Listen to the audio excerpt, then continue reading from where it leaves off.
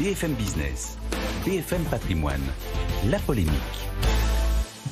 C'est Nicolas Dose que l'on retrouve pour la polémique comme chaque jour. Bonjour Nicolas. Bonjour. Fini les ventes de voitures essence ou diesel en 2035 en Europe.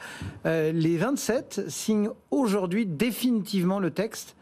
Mais il y a un petit mais, c'est ça ? Il y a un énorme mais. Plus d'essence, plus de diesel, mais les Allemands ont gagné. Les Allemands ont gagné, sans la signature des Allemands, il n'y avait plus de texte du tout. Et donc les Allemands voulaient impérativement qu'on autorise encore les voitures à moteur thermique lorsqu'elles fonctionnent avec des e-carburants. Bruxelles a accepté. Alors, il y a une petite histoire pour éviter un marathon législatif. Le texte initial reste en l'état. On n'inscrit pas les e-carburants dans le texte initial, mais il y aura un acte délégué, comme on dit, qui va s'ajouter d'ici quelques semaines, quelques mois, en inscrivant ce qu'on va appeler l'exception allemande. Qu'est-ce qu'on appelle des e-carburants ? Eh bien, c'est une merveille d'ingénieur, le e-carburant. On parle de e-fuel, on parle d'électrocarburant. Il n'y a pas de pétrole. Il n'y a pas de pétrole, c'est une manipulation qui est réalisée en laboratoire où on va produire un carburant liquide à partir de l'électrolyse de l'eau. Et c'est une combinaison de CO2 et d'hydrogène vert. Et alors, comme tout ça doit être vert, le CO2 va être capté dans l'atmosphère, ou pour en avoir plus de densité, on va le capter carrément à l'émission industrielle, à la sortie d'une cheminée d'usine, par exemple. Et puis, on va fabriquer de l'hydrogène vert, ce qui veut dire qu'on va fabriquer de l'hydrogène non pas avec des produits fossiles, ça c'est l'hydrogène gris, mais avec des énergies renouvelables. Et donc, le tour est joué. Vous avez votre moteur thermique qui, donc, thermique, il y a de la combustion. Donc, évidemment, lorsqu'il y a de la combustion, il y a une émission de carbone. Donc évidemment, votre moteur, il va produire du CO2 à la combustion.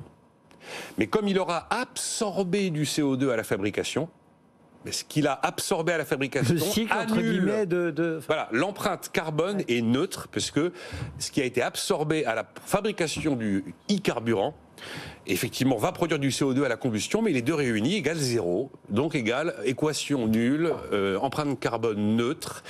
Et donc, on peut même se dire, mais c'est révolutionnaire. C'est quoi ? C'est l'essence du futur, totalement propre ? Alors, voilà, c'est là où les choses peuvent se gâter. D'abord, vous avez évidemment des opposants au e-carburant qui admettent le bilan carbone très bon. Mais ils disent, et ils ont raison, le problème, c'est qu'on trouve avec ces moteurs thermiques d'autres bons vieux polluants bien connus que l'on voudrait éviter, comme les particules fines ou le dioxyde de carbone. Raison d'ailleurs pour laquelle il y a de grandes chances que les moteurs thermiques à e-carburant ne soient pas, par exemple, admis dans les ZFE en centre-ville. Ah oui. Parce que d'accord, il n'y a peut-être pas de carbone, mais il y a les autres pollutions habituelles des moteurs thermiques. Et puis alors, ce petit miracle, ce petit miracle des carburants de synthèse, il pose un gros problème, c'est que ça demande énormément, d'abord ça demande des coûts de captation de CO2, et puis ça demande énormément d'électricité pour produire de l'hydrogène vert. Ce qui veut dire qu'aujourd'hui, on arrive à quelque chose qui est encore beaucoup trop cher. Puisqu'on avoisine, en fonction de la quantité de carbone qu'on aura pu réussir à capter, on va avoisiner les 5 € à peu près du litre.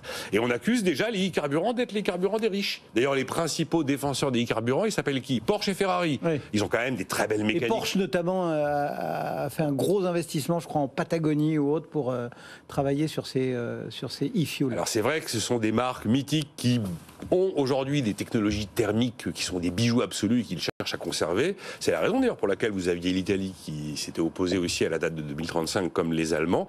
Donc on parle du carburant des riches, quand c'est comme ça c'est mal paré. Et le commissariat à l'énergie atomique lui dit ce serait peut-être la solution pour les navires et les avions. Si le parc automobile peut pas se le payer, peut-être que l'aviation et le transport maritime pourra se le payer. Pourquoi pas ?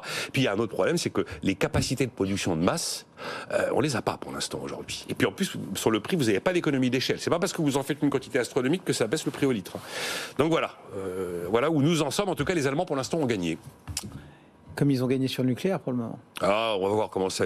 L'histoire du nucléaire, on va voir comment ça se termine. Ça fait des mois que ça dure. Allez, Nicolas Dose et la polémique du jour, ça nous fera d'autres polémiques.